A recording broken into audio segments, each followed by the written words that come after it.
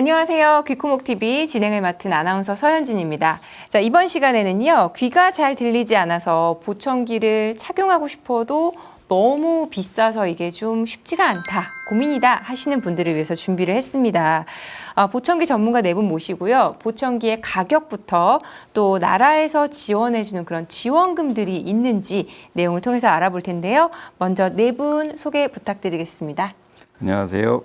가톨릭대학교 부천성모병원 이비인후과의 오정훈입니다. 안녕하세요.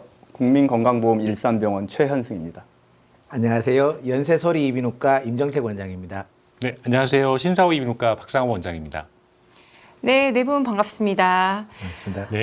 벌써 세 번째 시간인데 보청기 좀 고민하는 그런 분들에게 진짜로 많은 도움이 되는 것 같아요. 시간을 거듭할수록. 오늘은요, 또 이제 보청기의 가격이나 지원금에 대한 이야기 해볼 겁니다. 보청기를 하기는 해야 되는데 너무 비싸서 못하겠다, 이런 분들 굉장히 많으세요. 일반인들의 인식이 보청기는 워낙 고가다, 이런 게 있는데 보청기 실제 가격이 어느 정도 되나요? 보청기 너무 비싸죠. 우리나라에 진출한 세계 6대 보청기 회사의 네. 권장 소비자가가 경제형의 경우에는 한 100만 원대 중후반부터 네. 우리가 프리미엄급은 600만 원대까지 다양합니다. 와, 진짜 너무 비싸다. 경제형이 100만 원대예요? 이게 일칙이잖아요. 예, 한쪽만 그렇습니다. 한쪽만 그 얘기를 하셨어야죠. 이게 양쪽이 100만 원대인 줄. 그것도 비싼데. 예, 더욱이 최근에 출시되는 보청기 라인업들은 우리가 더 피부로 더 비싸게 느껴질 수가 있습니다. 보청기 기능들이 소음 제어 기능도 향상이 되고 사물 인터넷 기능도 들어가고 또 블루투스 기능도 들어가고요. 그리고 또 정상으로 있는 이명들에 대해서 완화 프로그램까지 갖고 있는 보청기들이 많거든요. 네. 이런 보청기들은 기본적으로 시작하는 가격이 한 250만 원에서 300만 원대부터 시작을 하니까 네. 아주 피부로 느끼는 보청기 가격은 더 높을 수밖에 없습니다. 그것도 한쪽 얘기하시는 예, 거잖아요. 그렇습니다. 진짜 양쪽 금액을 말씀해 달라고요라고 네, 이제 하실 것 같아요. 많은 환자분들이 말씀을 들어보면은 보청기를 사용하는데 가장 걸림돌이 되는 거 아무래도 비용입니다. 길 가다가도 요새 보면은 보청기 1+1 뭐 이런 것들이 있더라고요. 그리고 대형 마트에서도 저렴한 보청기를 판매한다, 뭐 이런 이야기도 들었는데, 이런 데서 보청기를 구매를 해도 될까요? 보청기 가격이 너무 비싼 것은 정말 사실이고요. 네. 저도 보청기 가격이 좀 더 많이 싸져서 보청기가 필요한데 가격 때문에 못하는 분들은 좀 없었으면 좋겠다고 생각을 합니다. 네. 말씀하신 1+1 보청기라든가 뭐 마트에서 파는 보청기들이 몇 가지 그 전제 조건을 만족시키면 사용이 가능할 수도 있는데요. 첫 번째는 그 환자분이 뭐 고막이라든가 뭐 웨이도 질환 같은 것들이 없는 분이셔야 되고요. 네. 또 두 번째는 난청의 정도가 좀 심하지 않고 또 이제 고주파 영역만 떨어져 있거나 저주파 영역만 떨어져 있는 복잡한 난청, 그런 게 아니셔야 되고, 또 보청기를 하는 곳에서 정확한 청력 검사가 가능한 곳이어야 돼요. 이런 조건들이 다 만족된다 그러면 보청기를 그런 곳에서도 하실 수가 있는데, 가격을 저렴하게만 이렇게 해서 판매하는 곳들은 네. 이런 전제 조건들을 좀 만족시키는 것들이 좀 힘들 수가 있어요. 네. 또 그리고 또 중요한 거 한 가지는 보청기는 난청에 맞추는 그 조절 과정이 필요하거든요. 네. 조절을 하는 과정이 필요한데, 내가 서울에 사는데 가격이 싸다고 대전에 있는 보청기를 맞추고 그러는 경우에는 조절하기 위해서 자주 방문을 해야 되는데 그런 것들을 못하기 때문에 잘 못 쓰게 되는 경우들이 많게 되니까 가급적이면 집 근처에서 보청기를 하시는 것들을 권장을 합니다. 언제든 약간 이상하면 가서 그렇죠. 네. 좀 의논도 하고 네, 네. 예, 조절도 할 수 있는 그런 곳이어야 한다고 합니다. 우리나라가 이렇게 좀 여러 가지 복지 제도를 만드는 것으로 저는 알고 있습니다. 보청기 가격 부담을 줄이기 위한 정부 지원 뭐 이런 것들도 좀 궁금한데요. 이제 우리나라에서 장애인, 청각 장애인을 대상으로 네. 청각 장애 진단을 받으면 5년에 한 번 131만 원에 해당하는 보청기를 구입할 수 있고, 물론 본인 부담금이 10%가 있습니다만 네. 5년에 한 번씩 이렇게 보청기 지원을 받을 수가 있습니다. 근데 이제 보청기 지원금이 그만큼 많다 보니까 청각이 좋지 않은 분들이 장애 판정을 받을 때까지 보청기를 사용하지 않고 기다리시는 분들이 아이고. 있거든요. 근데 시각장애인도 우리나라 복지 제도로 안경 지원이 되지만 누가 시각장애인 된 다음에 안경을 구입하는 분은 없잖아요. 네. 그래서 제가 말씀드리고 싶은 거는 이렇게 청각 장애 판정을 받기 전에 정말 필요한 순간이 오면 망설이지 말고 보청기를 좀 사용을 해서 나중에 귀가 더 나빠졌을 때 이렇게 청각 장애를 이렇게 판정을 받을 정도가 되더라도 보청기 허가가 있으려면은 그 전에 보청기를 본인이 불편하다라고 하면 이비인후과를 찾아서 다른 문제가 있는지 없는지 확인하고 그 다음에 이제 보청기를 권하면 정말 적극적으로 보청기를 하시는 게 좋을 것 같습니다. 시각장애인도 사실 우리나라에서 안경 지원을 하거든요. 근데 그 지원금 받아가지고 안경하는 사람 거의 없습니다. 이미 그때는 거의 정말 그렇죠. 너무 심각하기 때문에. 그렇죠. 그러니까 청각 자극이 계속해서 뇌로 들어가야지 뇌 청각 중추가 기능이 많이 남아 있어서 보청기도 그만큼 기능을 할 수가 있거든요. 너무 기다리시는 건 권하지 않습니다. 그러면 귀가 조금 안 좋다, 뭔가 이렇게 청력이 안 좋아진다면 빨리 할수록 좋은 건가요? 그러니까 어느 정도 이상 나빠지고 그게 일상생활에 지장을 주면 뭔가 보조기구를 하는 게 도움이 되는 거죠. 알겠습니다. 난청은요. 네. 본인이 먼저 알기 전에 가족들이 주변 먼저 사람들. 알아요. 리모컨 볼륨이 계속 그렇죠. 올라오고. 항상 그렇습니다. 이렇게 외래를 오면 네. 나는 아무 문제가 없는데 우리 자식들이 왜 이렇게 소리를 크게 듣느냐, 왜 이렇게 못 알아듣느냐라고 나는 불편한 거 없다라고 하시거든요. 네. 그런 분들을 보시면은 보통 한 40, 45데시벨 정도 됐을 때가 그렇거든요. 빨리 이거 끝나고 저희 아버지한테 전화 좀 해봐요. 본인은 안 불편해 하시거든요. 그럼요. 근데 화를 네. 내실지도 모를걸요. 화를 많은 내세요. 분들이 화를 내시는 분들이 많으세요. 알겠습니다. 걱정되니까. 청각 장애 판정을 받으면은 보청기 지원금을 받을 수 있다라고 얘기를 하셨는데 이거는 어떻게 해야지 혜택을 받을 수 있는 건가요?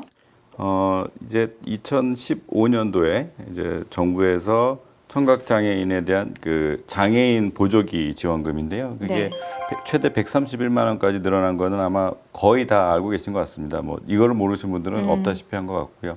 이제 문제는 이제 이걸 어떻게 지원을 하느냐인데 지원을 받고 싶으신 분들은 주민센터에 가시면 됩니다. 주민센터에 가셔서 이제 이러이러한 걸 갖다 신청을 하고 싶다 하면은 필요한 서류와 과정을 설명을 해주실 것이고 이비인후과 병원에 와서 청력 검사를 받고 이제 최소한 3번 이상 검사를 해야 될 겁니다. 그래서 그 검사 결과와 진단서를 받아서 서류로 구비한 다음에 다시 주민센터에다 제출을 하면 이제 그걸로 끝나는 건 아니고 그 서류 결과를 가지고 심사를 거치게 되겠죠. 그래서 이분은 청각장애인에 해당된다라는 결과가 나오게 되면 그때는 보조금을 지원받을 수 있는 자격이 생기게 되는 겁니다. 조금 까다롭고 여러 번 가야 하는 그런 불편함은 있긴 하지만 원하시는 분들은 잘 참고하시면 좋을 것 같습니다.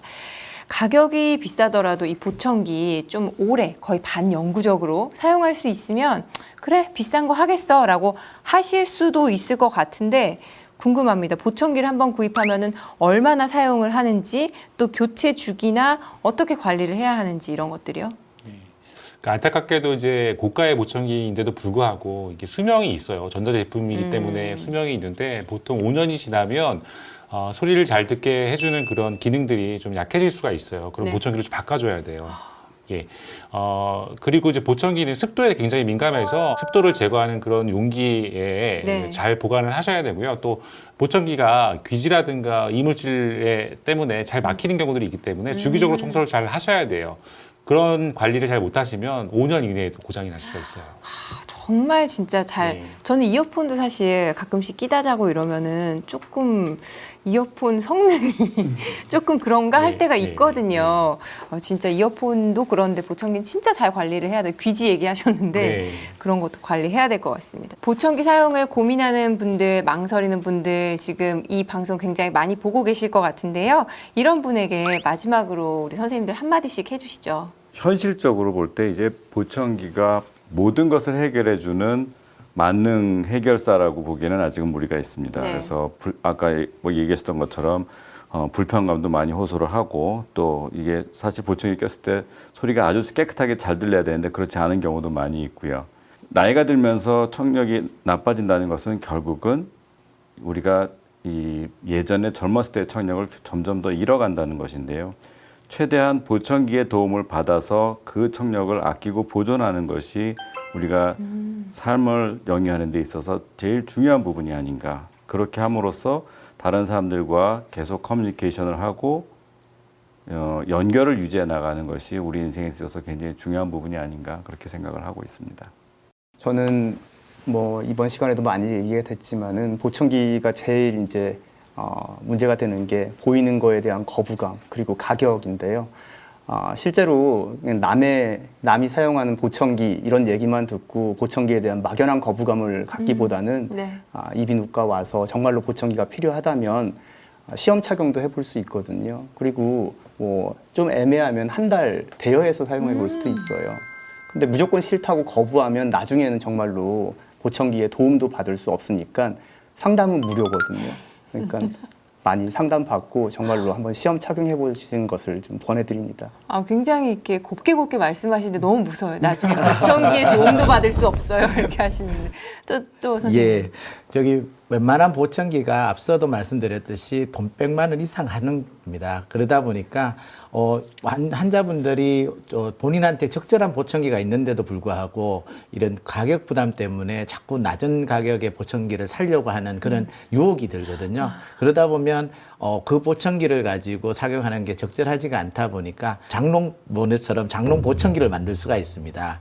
그런 것처럼 저희가 보청기를 이런 고민하시는 분들한테 저는 항상 말씀드리는 게 있어요. 좋은 적절한 보청기를 안 할 바에는 환자분들이 그 돈을 가지고 만나고 좋은 음식들 사서 드시고 하는 게 더 나은 거다라고 말씀드리고 있거든요.